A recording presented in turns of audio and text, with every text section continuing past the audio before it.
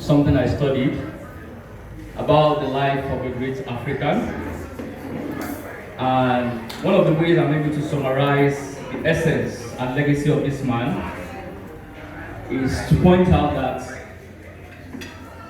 one of the most critical things in a people's existence is our identity. When this identity is corrupted, it becomes almost impossible to move forward.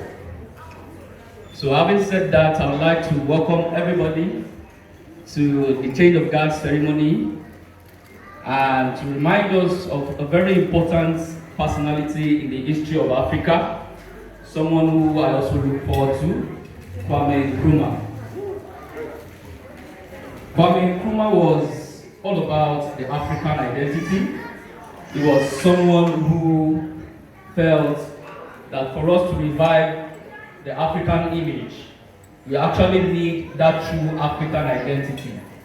He was someone who, on several occasions, saw the African identity through many definitions as a foundation and a way to our progress. So one of the things Kwame Nkrumah has done in history is to talk about, I'm actually a bit comfy, kind of ill. So some of the things Kwame Nkrumah has done is to point out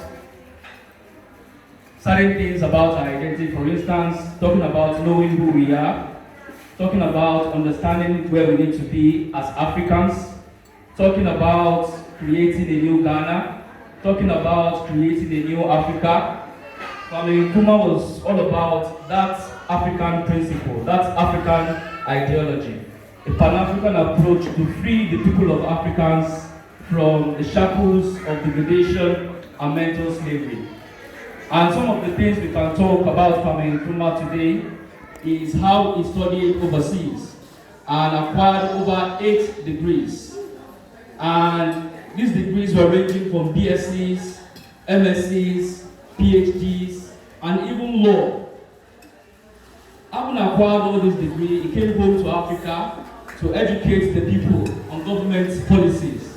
He also did a very important thing by also educating the people and bringing them together towards a common cause.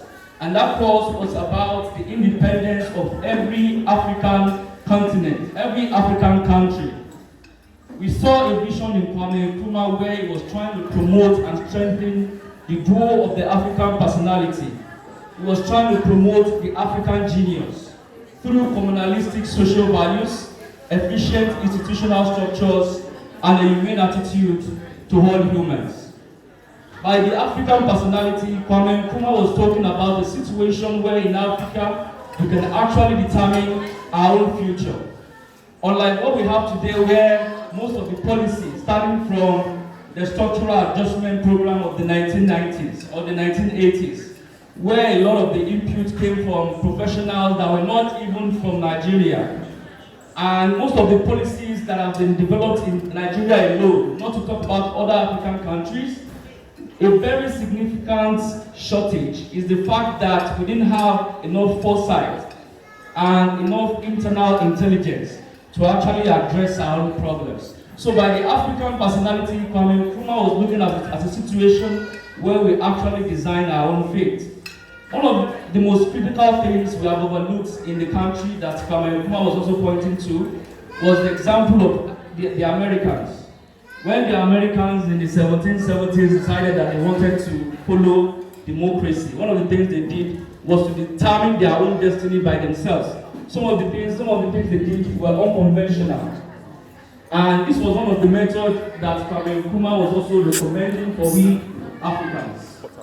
By the African genius, Kwame Nkrumah was talking about the readiness and the ability to solve African problems using African solutions. We can see the Russians today. Most of the things the Russians are doing is to solve their own problems with their own solutions. We look at Chinese. Chinese is a communist country.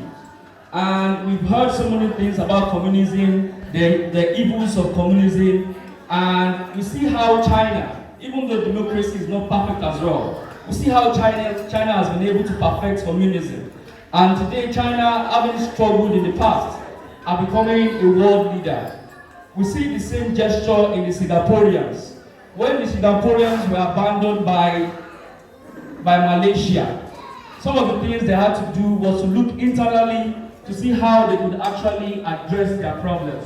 We see Rwanda. We see what Rwanda is doing. Today Rwanda is making a lot of policies that are not from external information. The policies Rwanda is running today comes from internal knowledge, internal genius. So this was one of the things that Kwame Nkrumah was also talking about, that Africans can solve African problems using African solutions. By communalistic social values, Kwame Nkrumah was talking about that identity, reconnecting with our true identity, our way of life, before the incursion of colonialism and slavery. Africa was a continent that had a lot of prestige. It was talking about ideals of community, ideals of royalty, ideals of dignity and integrity. It was talking about an Africa where we respect our elders, are cautious with our equals, and kind to our inferiors. It was talking about an Africa where it is the responsibility of the village to raise every child. It was talking about an Africa where we leverage on our strength. It was talking about an Africa where we emphasize the good in the African continent. Today, one of the major problems the African continent is facing is self-esteem. A situation where we have been made to believe that if your skin is black, you are not better than a white man. And that alone diminishes a lot of things that we do. It diminishes our thinking. It diminishes so many things that can allow us to be competitive. So Kwame Nkrumah was talking about those communalistic social values that gives us an edge to thrive in the midst of all this imbalance. By the African efficient institutional structures, he was talking about a system where the social system becomes a tool to inform the individual. What we have in Africa today is that we depend so much on personalities to make the system work. And in the end, when those personalities fail, other things fail. So he was talking about a system where we have structures, both from the family institution to the economic institution, educational institution. He was talking about the governance structure. He was talking about leadership, that we should have efficient structures for all these conditions. He was talking about actually having a procedure, a structure, a kind of protocol that actually stands as a guidance, as a map for whoever is under that particular structure. So we see the same element when the Americans had a revolution, or if you could call it that, during the recent election. The country could have come down if it had a poor structure. So Kwame Nkrumah talking about this in the 1950s shows he had a lot of insight. Unfortunately, he was unable to accomplish that particular vision. Because in the continent of Africa, one of our problems is division, where we see the right thing to do, and because we have those external forces that are able to divide us from achieving that particular goal, we end up jeopardizing something that's also good for us. So most of the things Kwame Nkrumah was talking about were actually very, very good. And we now saw a situation where he had to leave office because there is strong evidences that external forces from America and Europe wanted him out of office. So people didn't consider what he was talking about at that time. They were looking at, my own interest. How do I send this man away so that I can become the head? So some of the things he was also talking about as well is that humane attitude to all humans. Kwame Nkrumah was a Christian. He was a Christian. And throughout his leadership, he never emphasized religion. Some of the things he did was to be liberal. When it was time for tradition, he did tradition. When it was time for church, he did church. And when it was time for humanity, he did humanity. And most times, people try to make political points and religious points at that time. But it was time to set a foundation where we actually treat the human as a human before every other thing. And that's one of the things that's lacking today in Africa, where we are divided by religion, we are divided by politics, we are divided by status, we are divided by so many things.